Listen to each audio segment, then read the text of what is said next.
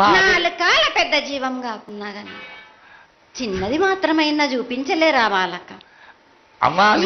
ఏడు నేను ప్రతి ఏడుకి ఏటికేటికి నేను నా కొల్లారికి నేను చుక్కలు రప్పించుకుంటూనే ఉన్నా. నేను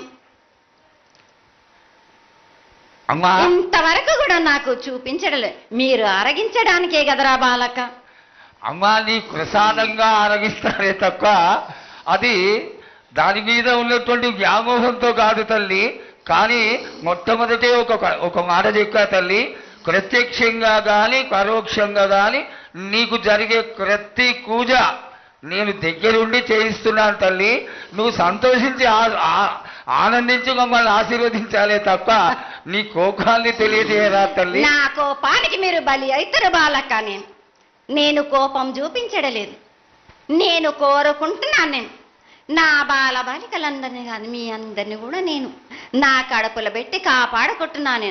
కానీ నేను ఇంత చుక్కలు రప్పించుకున్నా కానీ నాకు సక్రమంగా నాకు పూజలు జరిపించండి బాలక.